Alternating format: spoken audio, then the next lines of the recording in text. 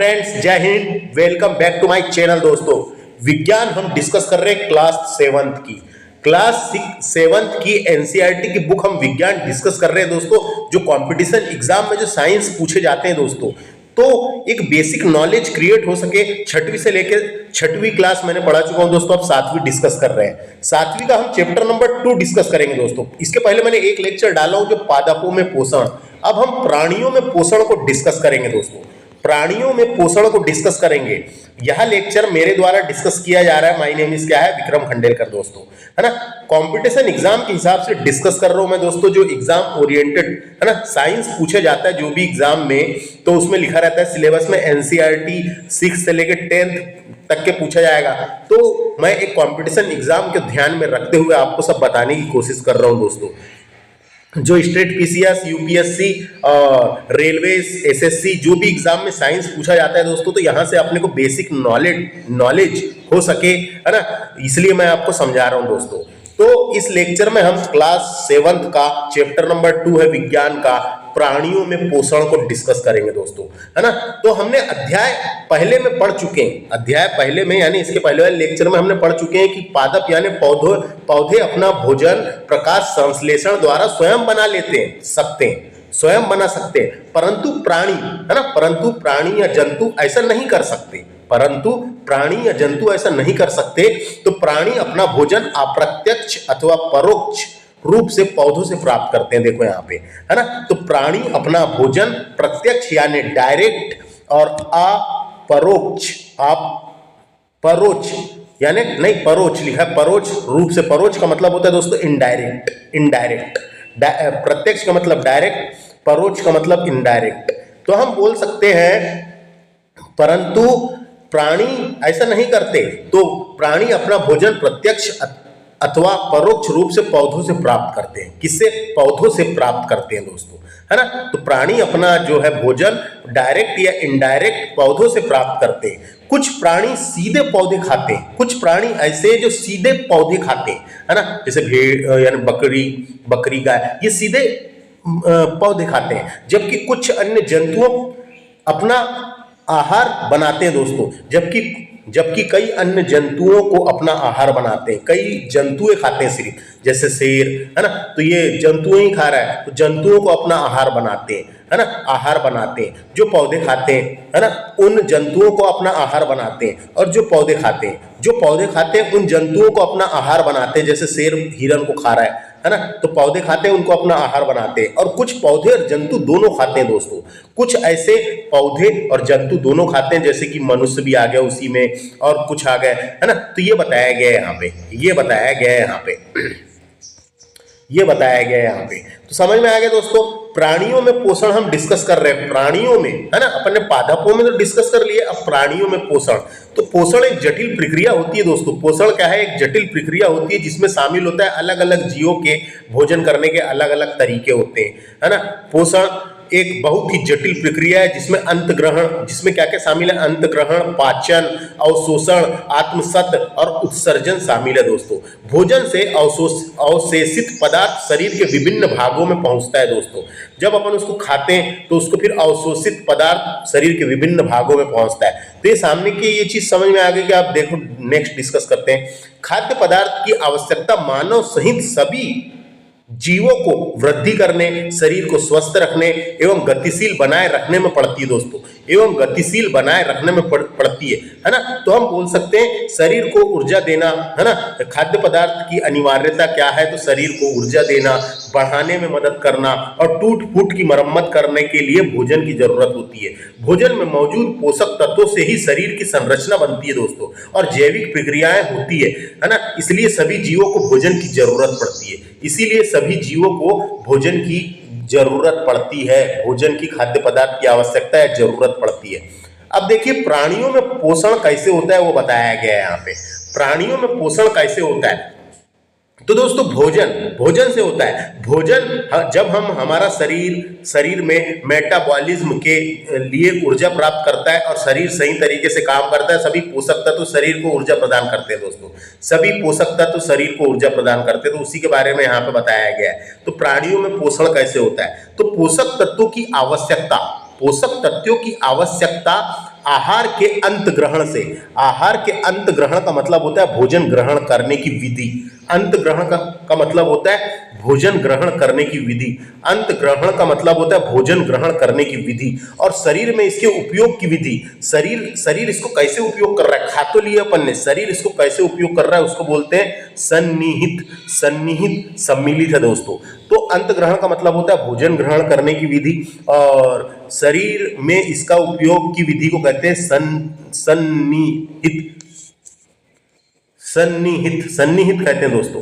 तो इसका उपयोग करने की विधि को सन्निहित कहेंगे और ग्रहण करने की विधि को अंत ग्रहण करेंगे। समझ में आ गया प्राणियों में कैसे हो रहा है ना। तो पहले अपन अंदर लिए तो उसको अंत ग्रहण करेंगे, फिर उसको शरीर उसको कैसे उसका कर रहा है तो उसको बोलेंगे अपन सन्निहित। समझ में आ गया। उसके बाद देखो अब पाचन क्या है उसको थोड़ा समझ लेते हैं। पाचन क्या है इसके बारे में थोड़ा सा पता होना है ना। तो समझ में आ गया। पाचन क्या है। पाचन को इंग्लिश में बोलते हैं डाइजेशन। भोजन को पोषक तत्वों में तोड़ने की प्रक्रिया को पाचन कहते हैं। भोजन को पोषक तत्वों में तोड़ने की प्रक्रिया को पाचन कहते हैं दोस्तों। उसको क्या कहते हैं, पाचन कहते हैं। जटिल खाद्य पदार्थों का सरल पदार्थों में परिवर्तन।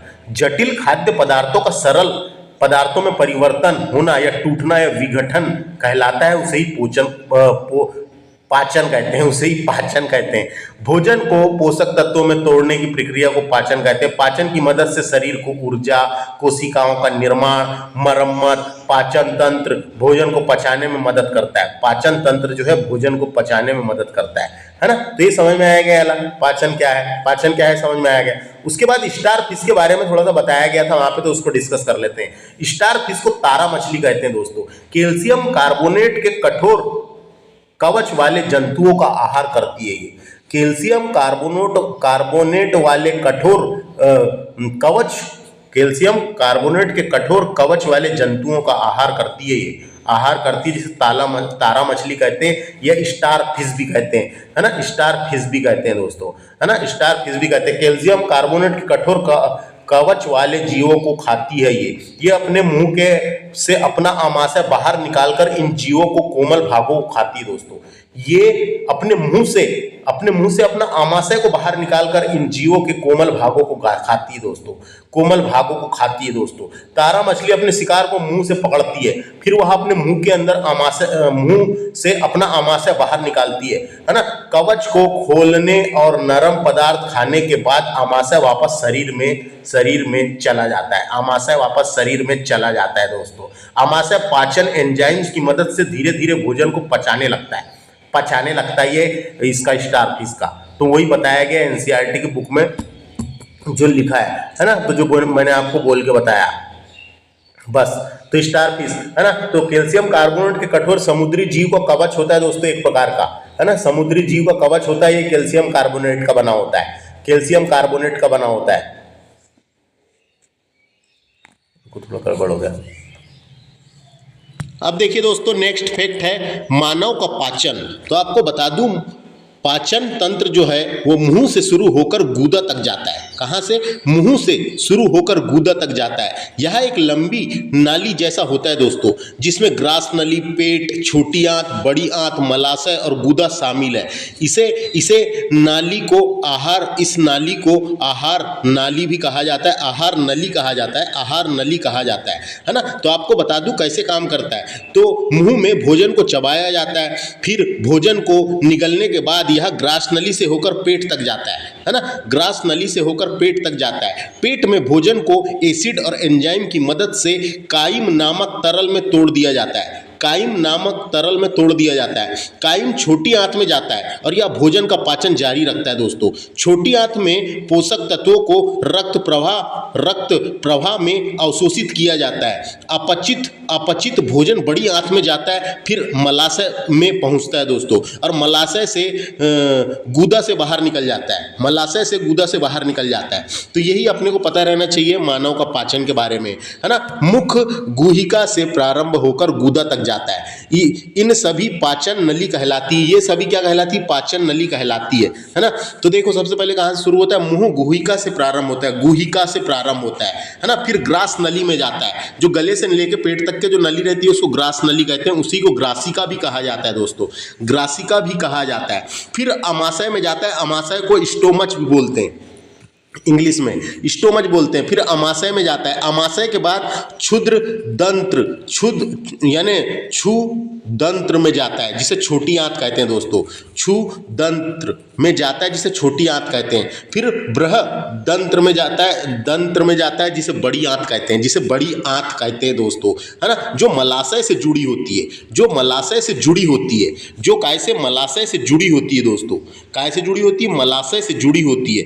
तो वही अपने को पता होना है। यहाँ पे ऐसे क्वेश्चन पूछ लिए जाते हैं, इसलिए मैं आपको बताया दोस्तों, है ना।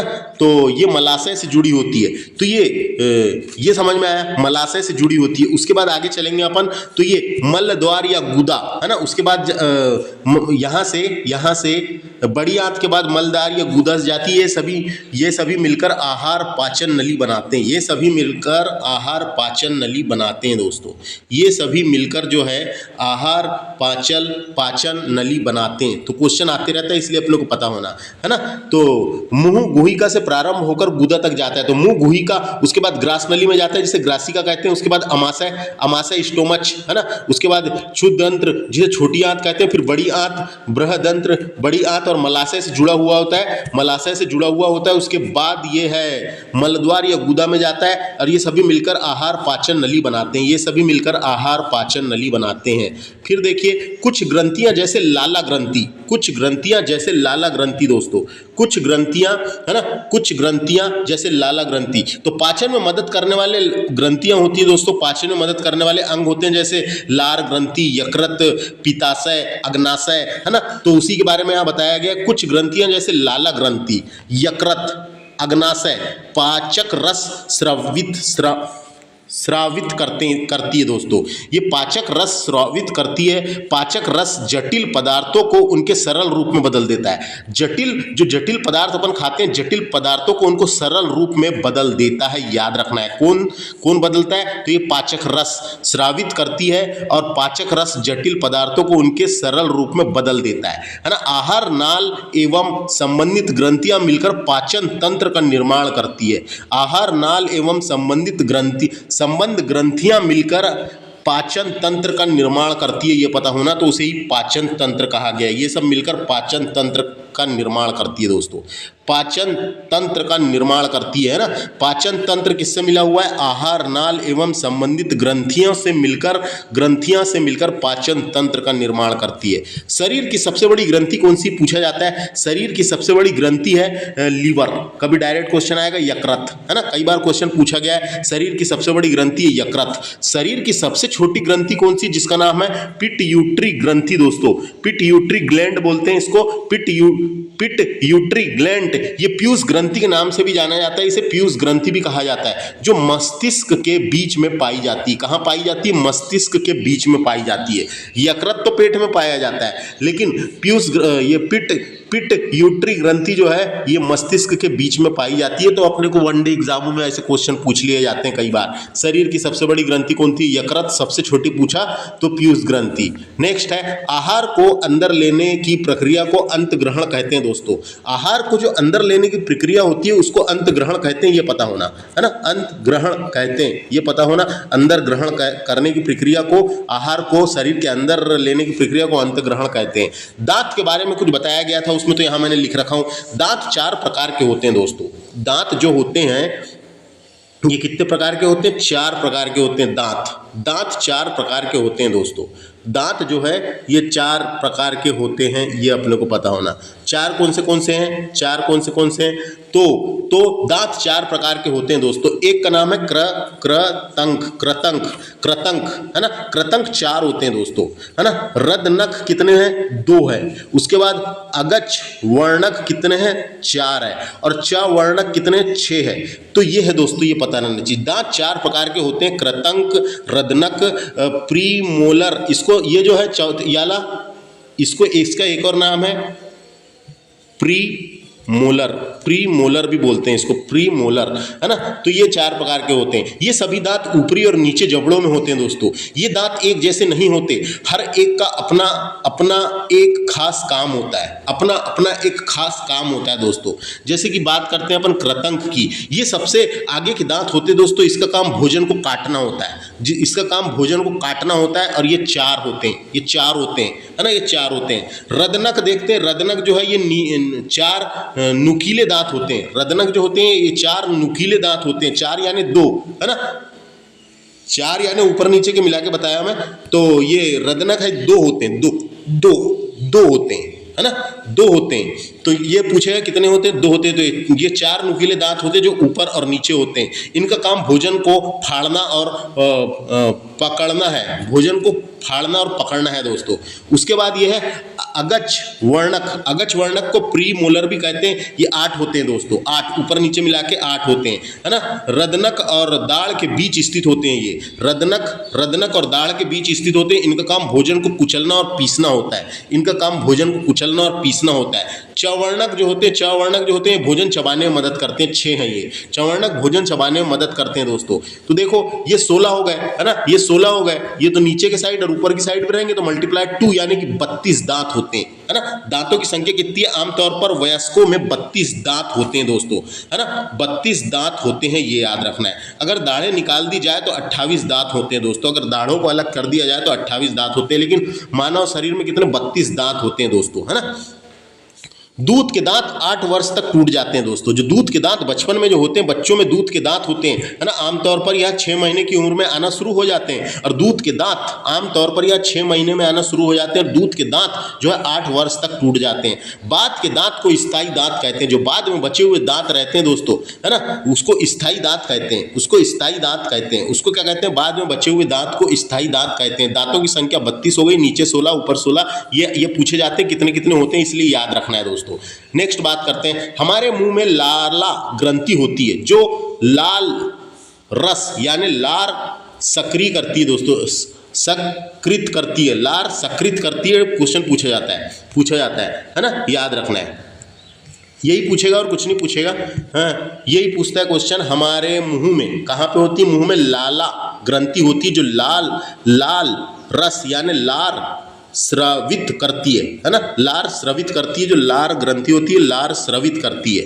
उसके अलावा लार रस जो है, लाला रस जो है, जिसे लार कहेंगे अपन, चावल के मंड को शर्करा में बदल देता है। जो चावल के मंड को शर्करा में बदल देता है, ये इंपॉर्टेंट है ना।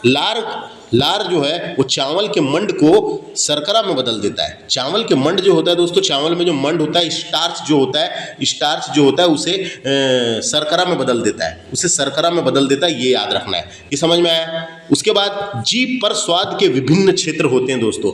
जीभ पर स्वाद के भिन्न भिन्न क्षेत्र होते हैं। कैसे भिन्न भिन्न क्षेत्र होते हैं, जब ही हमको स्वाद का पता चलता है, स्वाद का पता चलता है दोस्तों, स्वाद का पता चलता है। हमारे मुंह में जीवाणु पाए जाते हैं दोस्तों, परंतु उनसे हमें कोई हानि नहीं होती। फिर भी अगर खाने के पश्चात यदि हम दांत या मुंह साफ नहीं करते तो वो अनेक हानिकारक जीवाणु वास करके वहां पर रहने लगते हैं और वृद्धि करने लगते हैं। इसलिए सुबह शाम या शाम में नहीं तो सुबह मुंह धुलना जरूरी है। जीवाणु दांतों के बीच फंसे भोजन की शर्करा का विघटन अम्लीय विमोर्चित करते हैं दोस्तों, और कई बार ये हानिकारक भी होते हैं। ज़्यादा उसमें वेविटी जम जाती है दांतों में, है ना, तो इसलिए मुंह साफ करना जरूरी है दोस्तों। तो जीभ पर स्वाद के विभिन्न क्षेत्र होते हैं। तो जैसे मैंने जीभ बना दिया है, जीभ का जो सामने वाला भाग होता है दोस्तों, ये सामने वाला, ये मीठे स्वाद का क्षेत्र होता है, मीठे स्वाद का क्षेत्र होता है, जिसे अग्रभाग कहा जाता है। उसके बाद ये साइड के 2 भाग होते हैं दोस्तों, इसको मध्य भाग कहा जाता है। ये नमकीन स्वाद का क्षेत्र होता है ना, नमकीन स्वाद का क्षेत्र होता है ना। जीभ का अग्र मध्य भाग बोलते हैं इसको, अग्र और मध्य भाग, अग्र मध्य भाग इसको बोलते हैं, अग्र मध्य भाग या मध्य भाग बोलते हैं। नमकीन स्वाद का क्षेत्र होता है। उसके अलावा फिर जो लास्ट वाला रहता है दोस्तों, ये 2 तो अपन ने पढ़ लिए। जो लास्ट वाला, जिसे जीभ का पश्च भाग बोलते हैं, कड़वे स्वाद का क्षेत्र होता है, कड़वे स्वाद का क्षेत्र होता है। समझ में आया। तो यही है दोस्तों, जैसे अग्रभाग मीठे स्वाद का क्षेत्र होता है। यहाँ पे जैसे ही मीठी चीजें लगती है तो ये हमें बताता बताता है, ये हमें बताता है कि मीठा है करके, तो ये यहाँ पे टच होगी जिबली के, जब ही पता चलता है दोस्तों। और जो मध्य का भाग होता है, अग्र मध्य भाग या नमकीन स्वाद का क्षेत्र है, नमक वहाँ पे टच होता है जब भी पता चलता है कि नमकीन है करके। पश्च भाग जो है लास्ट वाला, उसे कड़वे स्वाद का क्षेत्र होता है दोस्तों। जीभ पर स्वाद के क्षेत्र पता होना, तो ये सामने वाला जो है क्या है, ये मीठे स्वाद का, साइड वाला जो है यहाँ पे ये है नमकीन स्वाद का, और जो ये लास्ट वाला है पश्च वाला है कड़वे स्वाद का है। ये पूछा जाता है एग्जाम्पल, है ना, याद रखना है। आहार नाल का सबसे चौड़ा भाग अमाशय है दोस्तों। आहार नाल का सबसे चौड़ा भाग पूछेगा, अमाशय है जिसे स्टोमच कहते हैं। अमाशय है जिसे स्टोमच कहते हैं दोस्तों, स्टोमच कहते हैं। क्या कहते हैं? स्टोमच कहते हैं इंग्लिश में। अमाशय का आंतरिक स्तर सतह श्लेष्मल हाइड्रोक्लोरिक अम्ल तथा पाचक रस स्रावित करता है दोस्तों। हाइड्रोक्लोरिक अम्ल और पाचक रस स्रावित करता है। तो आपको बता दूं, अमाशय में मौजूद हाइड्रोक्लोरिक अम्ल जिसे HCl कहते हैं, जिसे क्या कहते हैं, HCl कहते हैं, ये भोजन को तोड़ने, जीवाणुओं को खत्म करने, जो हानिकारक जीवाणु जैसे अपन खाने के साथ जो चले जाते हैं उनको खत्म करने, और प्रोटीन का पाचन एंजाइम को सक्रिय का काम करता है। प्रोटीन पाचक एंजाइम को सक्रिय करने का काम करता है, सक्रिय करने का काम करता है। डायरेक्ट क्वेश्चन आता है ना। अमाशय में मौजूद हाइड्रोक्लोरिक अम्ल पाचन में मदद करता है, या भोजन को तोड़ने, जीवाणुओं को खत्म करने, प्रोटीन पाचक एंजाइम को सक्रिय करने में काम करता है। ये क्वेश्चन आता रहता है दोस्तों। कई बार ये पूछेगा अमाशय में हाइड्रोक्लोरिक अम्ल का क्या कार्य है, तो पाचन करना, है ना। पाचक क्या काम है पूछेगा, तो भोजन को तोड़ने, जीवाणु को खत्म करने, प्रोटीन पाचक एंजाइम को सक्रिय काम करने, ये सब पता रहना चाहिए। तो HCl रिलीज कहाँ होता है? स्टोमच में, ये याद रखना है। उसके बाद बात करते हैं अपन क्षुद्रांत। छोटी आंत की लंबाई कितनी होती है? तो ये होती है 7.5 मीटर लंबी होती है दोस्तों। कितनी होती है? 7.5 मीटर लंबी होती है। 7.5 मीटर लंबी होती है, ये पता होना अपने को, है ना। पाचन का पूरा काम यही करती है, यानी पाचन पूरा कभी पूछा पाचन पूरा कहाँ पर होता है, तो पाचन पूरा छोटी आंत पे होता है, ये पता होना। पाचन का पूरा होना कहाँ पे होता है? छोटी आंत में होता है। कहाँ पे होता है? छोटी आंत में होता है दोस्तों, है ना। छोटी आंत में होता है, छोटी आंत में होता है, छोटी आंत में होता है। तो इसके बारे में थोड़ी सी आपको जानकारी बता दूं। छोटी आंत में होता है, कहाँ होता है? छोटी आंत में होता है, कभी पूछा तो छोटी आंत में होता है। तो ये छोटी आंत, है ना। क्षुद्रांत का मतलब होता है छोटी आंत। क्षुद्रांत का मतलब होता है छोटी आंत। ये मानव पाचन तंत्र का एक अहम हिस्सा है दोस्तों। क्षुद्रांत में ही भोजन का सबसे ज़्यादा पाचन और अवशोषण होता है। क्षुद्रांत में ही भोजन का सबसे ज़्यादा पाचन और अवशोषण होता है। क्षुद्रांत जो है आमाशय से होकर बड़ी आंत पर खत्म होता है। कहाँ से शुरू होता है ये? आमाशय से शुरू होकर, ये जो आमाशय भी पढ़े थे अपन ने, आमाशय से शुरू होकर बड़ी आंत तक खत्म होता है। आमाशय जुड़ा हुआ रहता है इसमें, तो आमाशय से शुरू होकर बड़ी आंत तक खत्म होता है। इसमें कार्बोहाइड्रेट, वसा, है ना, ये इतना याद रखना है बस अभी। तो 7.5 मीटर लंबी होती है, कभी पूछा गया तो 7.5 मीटर लंबी होती है, कभी पूछा गया तो, कहीं पूछे जाते रहता है दोस्तों। कितनी? 7.5 मीटर लंबी होती है ना। उसके बाद बात करते हैं अपन यकृत शरीर की दाहिने और दक्षिणी ओर अवस्थित होता है दोस्तों। दाहिने ओर अवस्थित होता है, दाहिने ओर, है ना, राइट साइड में होता है दोस्तों। राइट साइड में नीचे की ओर, दक्षिण की ओर अवस्थित होता है। यह पित्त रस स्रावित करता है। यह पित्त रस जो है, पित्त रस स्रावित करता है, जो एक थैली में संग्रहित होता है दोस्तों। संग्रहित रहता है, जिसे पित्ताशय कहते हैं। जिसे क्या कहते हैं? पित्ताशय कहते हैं, जिसे पित्ताशय कहते हैं। तो जो एक थैली में संग्रहित होता है, जिसे पित्ताशय कहते हैं। पित्त रस वसा के पाचन में, पित्त रस जो है वसा के पाचन में महत्वपूर्ण भूमिका निभाता है। डायरेक्ट क्वेश्चन आता है, कभी पूछ लेगा पित्त रस वसा के, पित्त रस किसके इसमें महत्वपूर्ण भूमिका निभाता है? तो वसा के पाचन में महत्वपूर्ण भूमिका निभाता है। पित्त रस जो है वसा के पाचन में महत्वपूर्ण भूमिका निभाता है। याद रखना है, ये याद रखना है, याद रखना है। ये समझ में आया?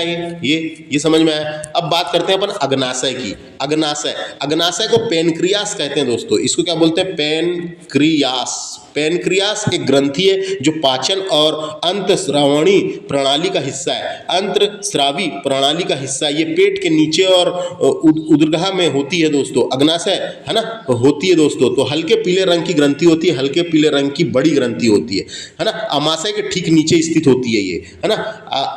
अग्नाशिक रस और कार्बोहाइड्रेट एवं प्रोटीन पर क्रिया करती है। ये अग्नाशय रस जो है कार्बोहाइड्रेट एवं प्रोटीन पर क्रिया करती है तथा इनको सरल रूप में परिवर्तन कर देती है जटिल से सरल रूप में परिवर्तन कर देती है। आंशिक रूप से पचा भोजन अब क्षुद्रांत के निचले भाग में पहुंचता है, क्षुद्रांत के निचले भाग पर पहुंचता है, जहां आंत्र रस पाचन क्रिया को पूर्ण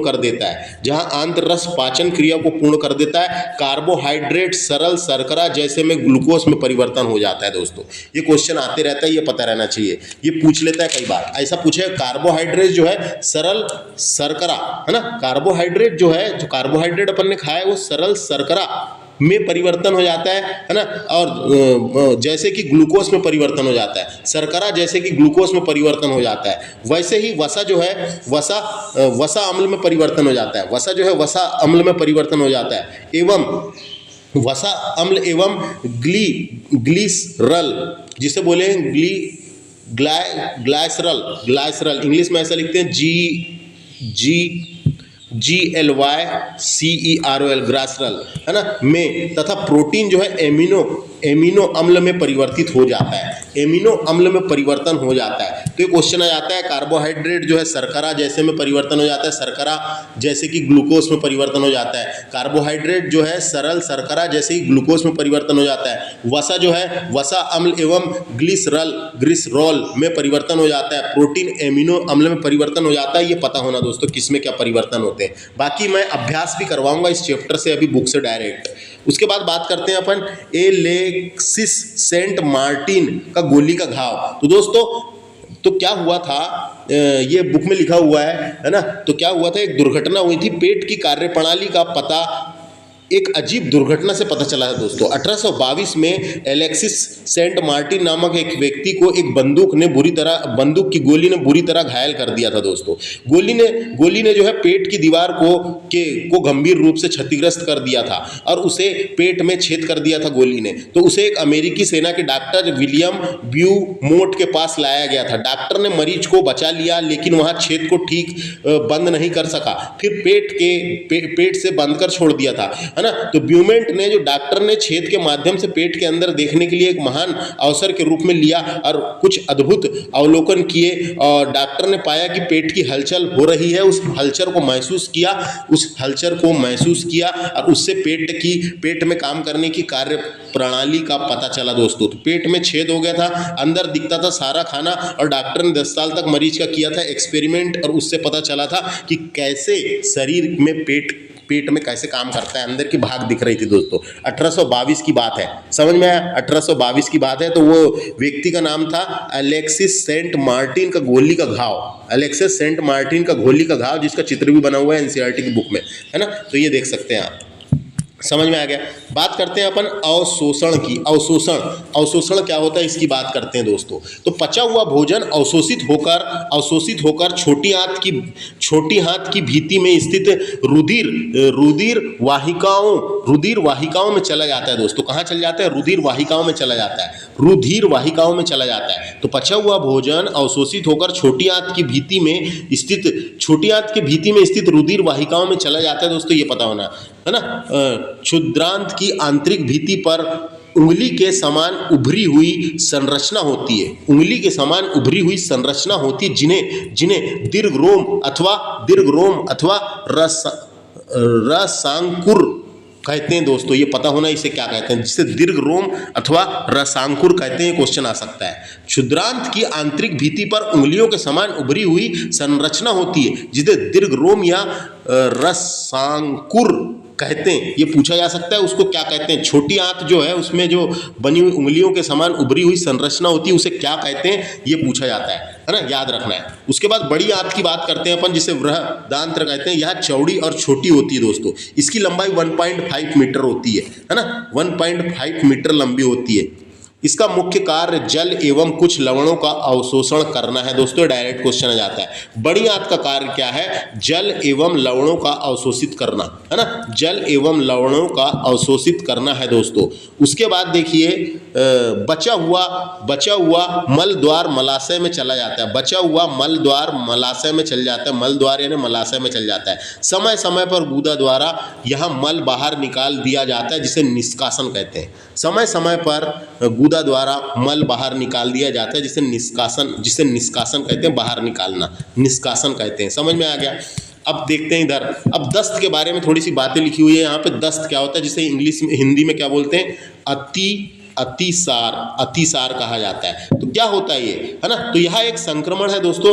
ये खाद्य विषमकता अथवा अपच के कारण भी होता है, कभी कभी खाद्य विषमकता एवं अपच के कारण भी होता है। इसके कारण शरीर में जल एवं लवण की अत्यधिक क्षति हो जाती, कमी हो जाती, जल की कमी हो जाती है दोस्तों, पानी की कमी हो जाती है ज़्यादा बार जाओ तो। इसे टालना नहीं चाहिए, ये हानिकारक भी हो जाता है कभी कभी, और इससे खतरा भी हो सकता है। इसे टालना नहीं चाहिए, हल्के में नहीं लेना चाहिए। तो दस्त रोग आमतौर पर वायरस या कभी कभी दूषित भोजन के कारण भी होता है ना। बहुत कम मामलों में यह जो है आंत सूजन रोग, है ना, और सिंड्रोम्स जैसे अन्य विकार को संकेत हो सकता है दोस्तों। सिंड्रोम्स हो जाता है कभी कभी, है ना, तो इस लक्षण के बार बार इसलिए इसको टालना नहीं चाहिए। अधिकांश मामलों में आप खुद ही ठीक हो जाते हैं, कभी कभी खुद ही ठीक हो जाता है, लेकिन कुछ संक्रमण में एंटीबायोटिक दवा की जरूरत होती है दोस्तों, एंटीबायोटिक दवा की जरूरत होती है। गंभीर मामलों में काफ़ी निर्जलीकरण हो जाता है, और यानी देखो ये निर्जलीकरण हो जाता है का मतलब यहाँ पे डिहाइड्रेशन हो जाता है दोस्तों,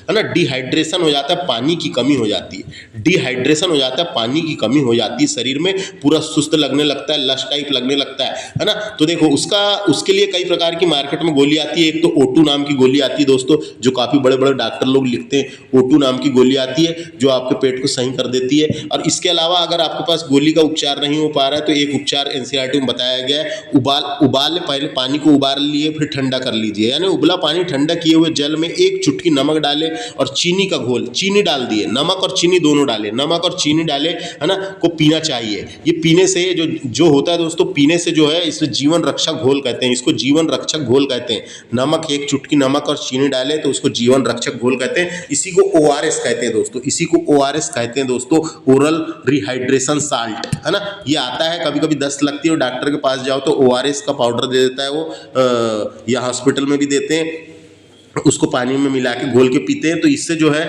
जो डिहाइड्रेशन हुआ है दोस्तों वो कमी दूर हो जाती है ना। जो शरीर में पानी की कमी हुई थी वो उसको ठीक करने के लिए रहता है ये दोस्तों।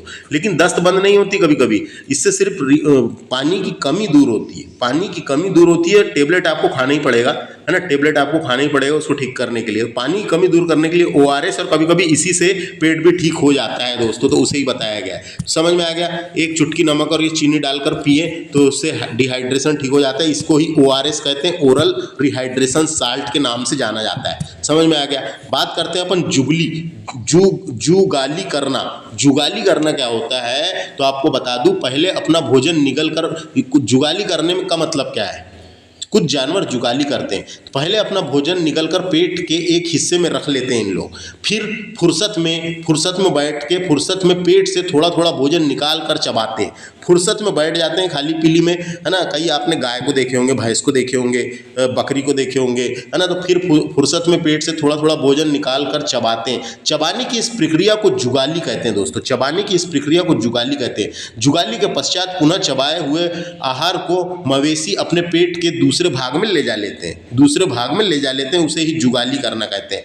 ऐसे जंतुओं को रूमिनेंट कहते हैं, ऐसे जंतुओं को रूमिनेंट जंतु कहते हैं, जिसे रोमांथी भी कहा जाता है, जिसे रोमांथी भी कहते हैं दोस्तों, रोमांथी भी कहते हैं। तो कभी पूछा रूमिनेंट या रोमांथी जंतु ऐसे होते हैं जो जुगाली करते हैं, समझ में आ गया। जैसे कि गाय, बैल और बकरी, हिरण, ये सब जानवर इसमें आ जाते हैं दोस्तों। बात करते हैं घास की। जुगाली कौन करते हैं? ज़्यादातर घास खाने वाले। बात करते हैं घास के बारे में, दिया हुआ था यहाँ पे। घास में सेलुलोज की प्रचुरता होती है दोस्तों। घास में क्या होता है? घास में सेलुलोज होता है। घास की कोशिका भित्ति सेलुलोज से बनी होती है। सेलुलोज एक कार्बनिक यौगिक और पॉलीसैकेराइड पॉलीसेक्टेराइड कार्बोहाइड्रेट है दोस्तों। क्या है ये? पॉलीसेक्टेराइड कार्बोहाइड्रेट है। सेलुलोज हरे पौधे, शैवाल और कई चीज को में पाया जाता है दोस्तों, है ना, पाया जाता है। तो घास में सेलुलोज की प्रचुरता होती है, जो एक प्रकार का कार्बोहाइड्रेट ही होता है ना, जो तुरंत जो जंतु घास खाते हैं उनमें सेलुलोज का पाचन करने वाले जीवाणु पाए जाते हैं। सेलुलोज का पाचन करने वाले जीवाणु पाए जाते हैं उनके पेट में, है ना। जैसे इंसान के पेट में नहीं पाए जाते, इसलिए अपन घास नहीं खा सकते, घास खाएंगे तो पचा नहीं पाएंगे। तो उन जानवरों में सेलुलोज का पाचन करने वाले जीवाणु पाए जाते हैं। बहुत से जंतु एवं मानव सेलुलोज का पाचन नहीं कर पाते। बहुत से जंतु और मानव यानी मनुष्य भी सेलुलोज का पाचन नहीं कर पाते, है ना, सेलुलोज का पाचन नहीं कर पाते। कभी कभी क्वेश्चन आ जाता है घास में क्या होता है? सेलुलोज एक प्रकार का कार्बोहाइड्रेट है। भोजन में सेलुलोज का पाचन यहाँ पर कुछ जीवाणु द्वारा किया जाता है दोस्तों। यहाँ पर कुछ जीवाणु द्वारा किया जाता है। उनके पेट में जीवाणु होते हैं जो मनुष्य के आहार नाल में अनुपस्थित होते हैं, जो मनुष्य में नहीं होते, मनुष्य के आहार नाल में अनुपस्थित होते हैं दोस्तों, है ना। तो प्राकृतिक तौर पर ऐसा बन गया और उनके पास वैसे जीवाणु है जो उनके भोजन को पचाने में सहायक है। बात करते हैं थोड़ी सी अमीबा की। अमीबा की बात करते हैं दोस्तों।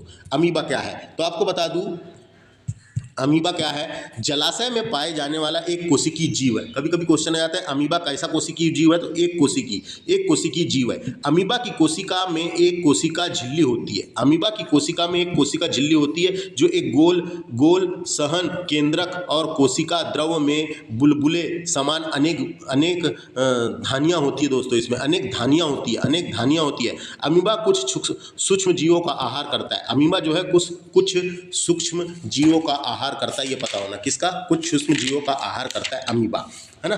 तो अमीबा में भोजन का अंतग्रहण जो अंदर लेता है उसको पादप की सहायता से करता है दोस्तों। ये किसकी सहायता से?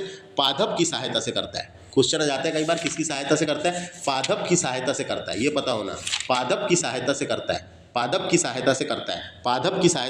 इसका पाचन खाद्य धनी में होता है। इसका पाचन जो है खाद्य धानी में होता है। इसका पाचन खाद्य धानी में होता है, ये पता होना अपने को। इसका पाचन कहाँ होता है? खाद्य धानी में होता है। तो अमीबा से इतनी चीज़ पता रहना चाहिए अपने को। अमीबा से क्वेश्चन आ जाते हैं कई बार। अमीबा से क्वेश्चन आ जाते हैं कि ये क्या यानी कैसा काम करता है करके, है ना। तो आपको बताता हूँ मैं।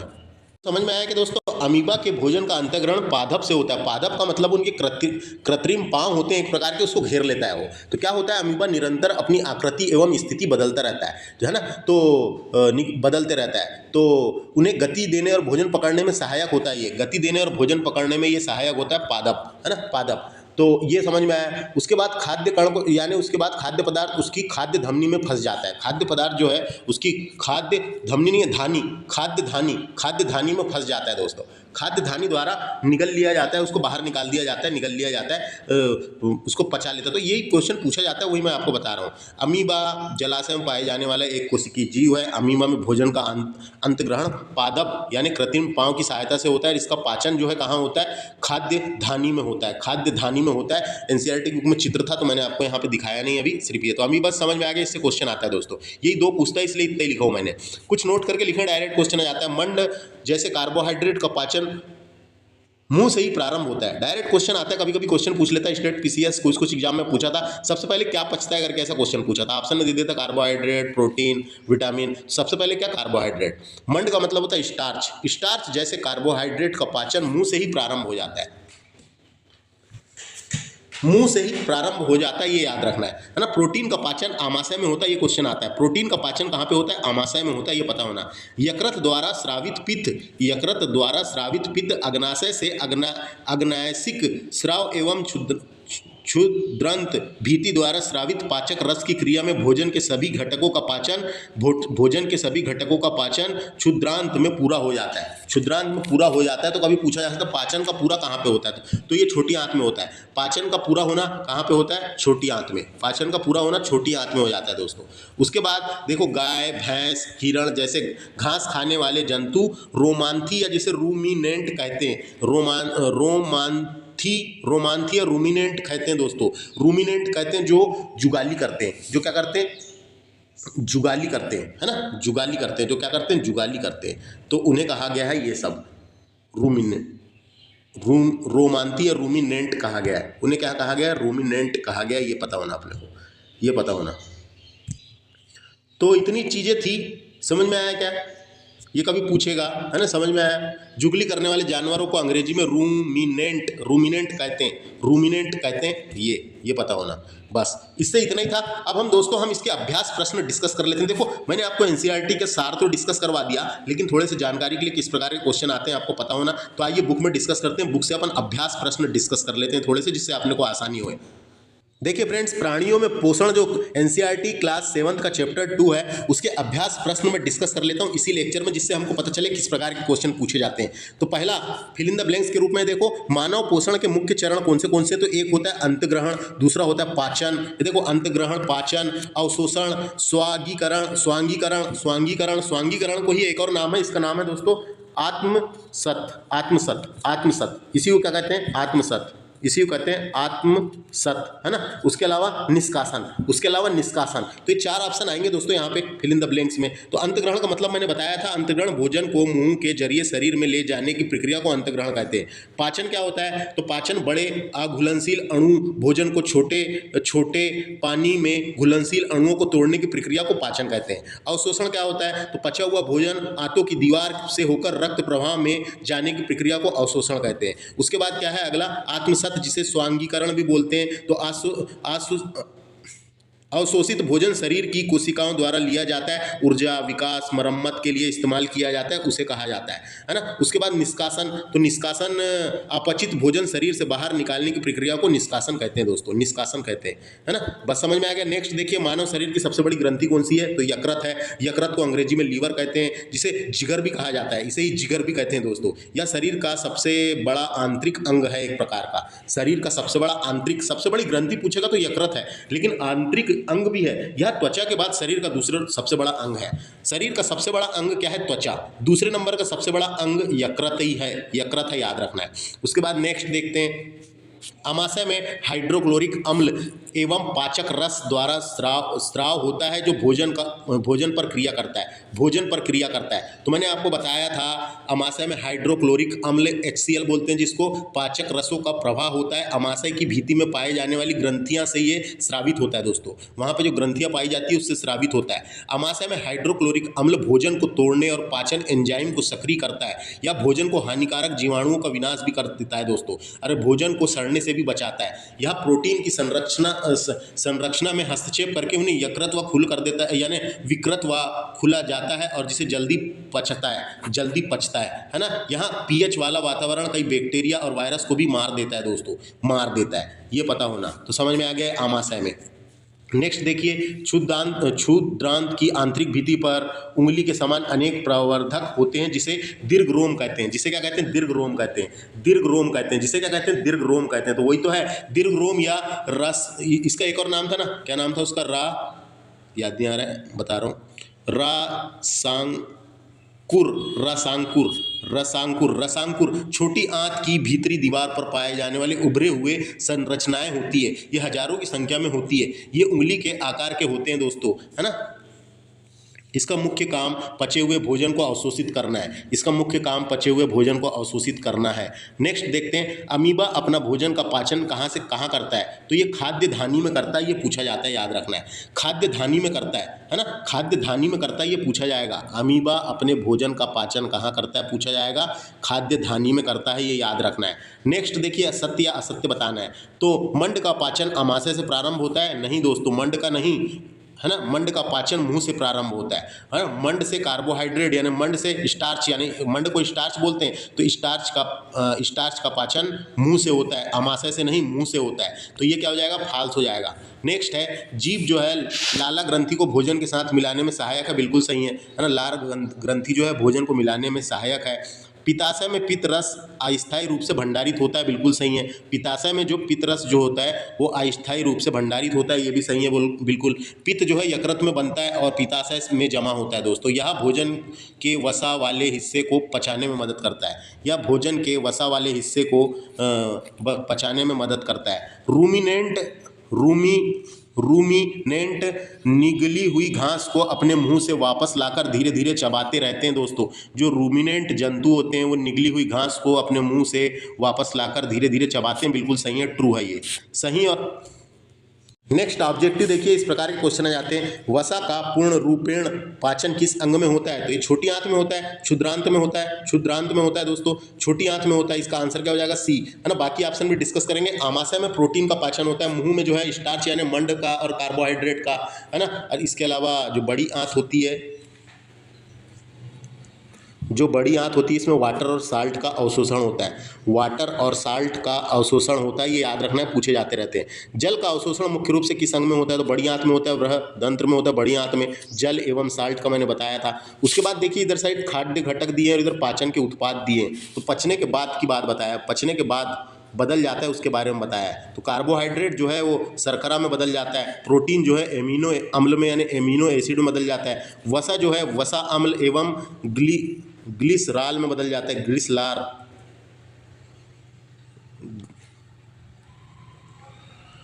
ग्लिसराल में बदल जाता है दोस्तों, वसा अम्ल एवं ग्लिसराल में बदल जाता है, याद रखना है ना। या ऐसे पूछ लिए जाते हैं, वही मैंने आपको बताया वनडे एग्जामों में। दीर्घरोम क्या होता है? दीर्घरोम क्या होता है, वहाँ कहाँ पाया जाता है, उनके कार्य बताना है अपने को। तो कहाँ होता है ये, इसके कार्य बताना है अपने को, है ना। तो ये अपन ने दीर्घरोम जिसे छोटी आंत की भीतरी दीवार पर पाए जाने वाले उभरे हुए संरचनाएं होती है दोस्तों, ये हजारों की संख्या में होती है। ये उंगली के आकार के होते हैं, जिसका मुख्य काम पचे हुए भोजन को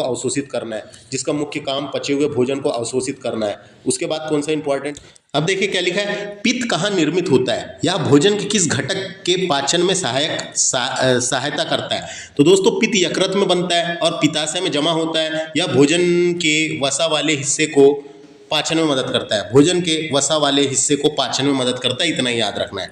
नेक्स्ट है, उस कार्बोहाइड्रेट का नाम बताइए जिसका पाचन रूमिनेंट द्वारा किया जाता है परंतु मानव द्वारा नहीं, इसका कारण भी बताना है अपने को।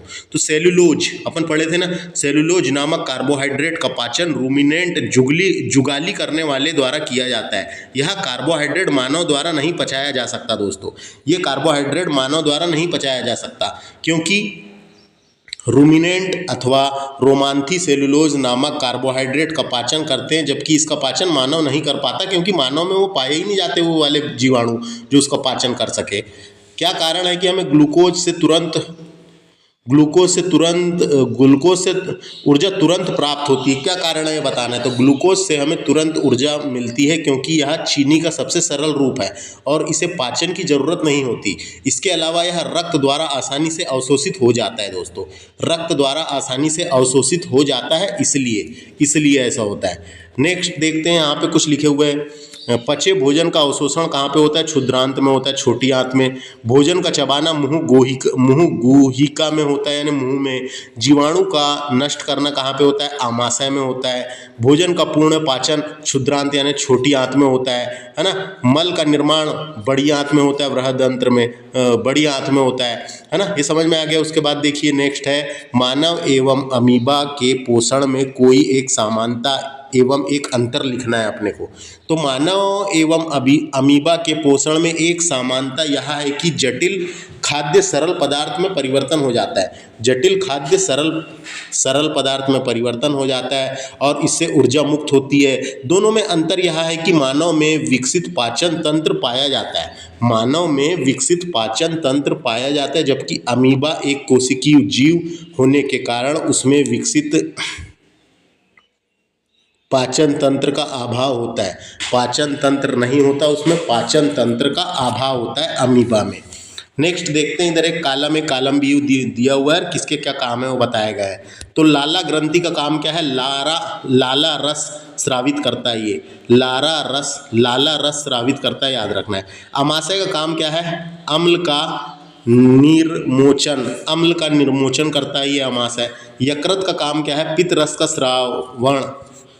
रस का श्रावण करता है यकृत। मलाशय का काम क्या है? बिना पचे भोजन का भंडारण करता है मलाशय। क्षुद्रांत का क्या काम है? तो पाचन का पूरा होना, ये पूछा जाता है पाचन का पूरा। बृहदांत्र का क्या काम है? बड़ी आंत का जल का अवशोषण एवं नमक का अवशोषण करता है ये, है ना। ये समझ में आ गया। ऐसे क्वेश्चन आ जाते हैं। अब देखते हैं और कुछ बताया क्या इंपॉर्टेंट, ये वाला इंपॉर्टेंट लग रहा है, इसके बारे में बता देता हूँ मैं। किन परिस्थितियों में किसी रोगी को ग्लूकोज की ड्रिप लगाने की आवश्यकता होती है? तो कब होती है? तो रोगी को ग्लूकोज ड्रिप तब लगाई जाती है जब रक्त शर्करा स्तर कम हो या निर्जलीकृत हो दोस्तों। तो रोगी को ग्लूकोज की ड्रिप तब लगाई जाती है तब वह खाने पीने में असमर्थ हो या उसका रक्त शर्करा स्तर कम हो या उससे बीमारी या सर्जरी के बाद अतिरिक्त ऊर्जा एवं सरल पदार्थों की आवश्यकता हो, तब लगाई जाती है दोस्तों, तब लगाई जाती है। समझ में आ गया? अब देखते हैं कौन सा इंपॉर्टेंट है।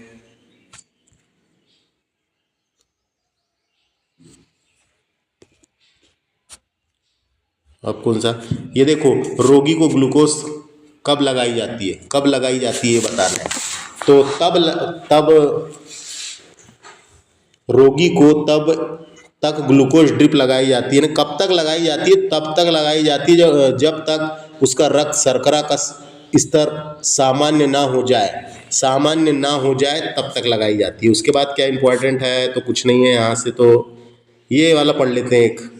वैसे इंपॉर्टेंट तो कुछ नहीं है, लेकिन ये देखो, ये वाला एक क्या है, रोगी की अवस्था में सुधार में ग्लूकोज का क्या योगदान है। तो रोगी की स्थिति में सुधार में ग्लूकोज का योगदान यह है कि शरीर के सभी अंगों को ऊर्जा देता है, जिससे मरीज तेजी से ठीक होता है ना। ग्लूकोज कार्बोहाइड्रेट का सरल रूप है दोस्तों, एक प्रकार का।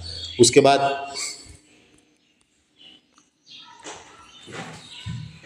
हमारे आहार में विटामिन की क्या आवश्यकता है?